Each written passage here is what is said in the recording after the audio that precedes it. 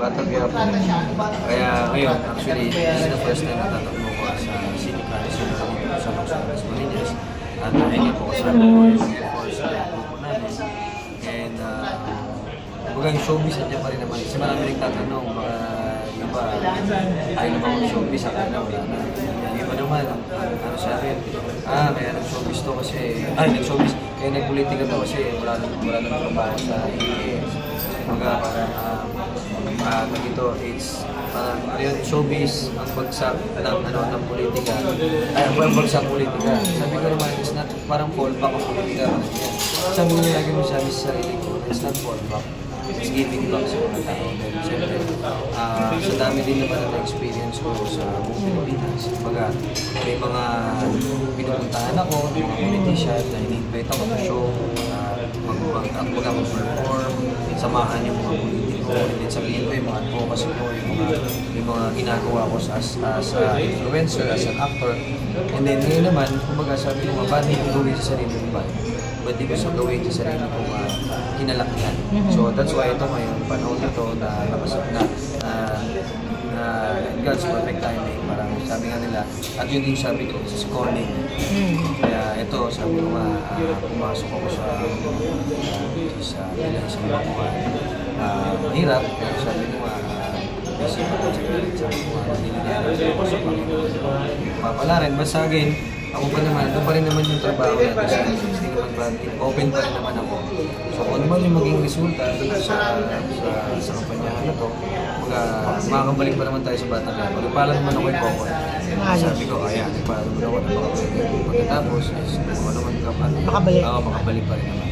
So yung first time mo na tumakbo, bakit counselor agad? Kasi no offense man pero kasi syempre, di ba ang inisip natin kung pag nag-umpisa, parang mas okay kung mag-start ka sa pinaka.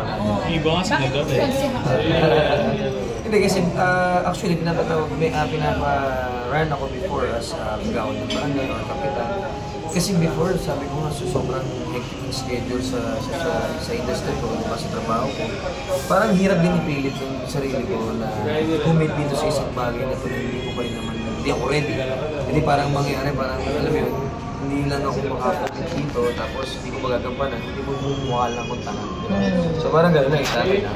Pero kaya dito, kasi ibaga as a counselor, parang born ordinance, and alam mo naman, medyo bilang baguhan sa politika. Marami pa akong kailangan. Ito na yung pinaramdam sa akin ng Panginoon. Parang ito na this is the moment.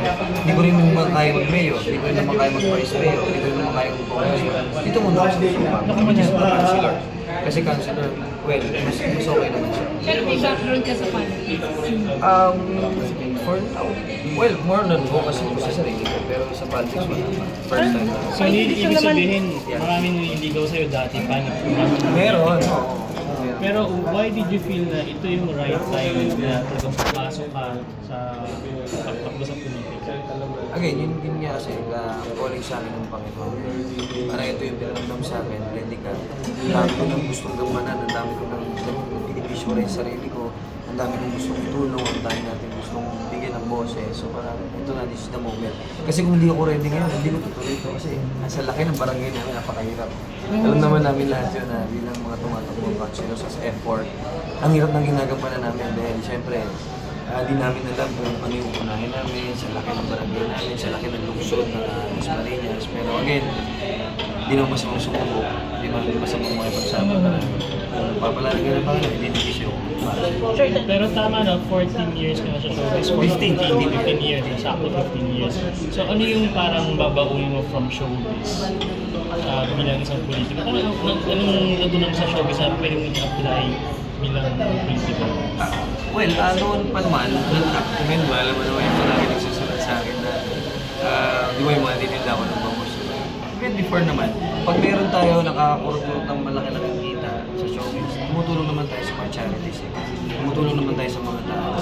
So kumbaga, this time naman, bilang pagtakbo ko naman dito, ito naman yung kumbaga, mas tutulong ko yung sarili kong bayan. Although nagbibigay naman tayo ng suporta sa kanila every season.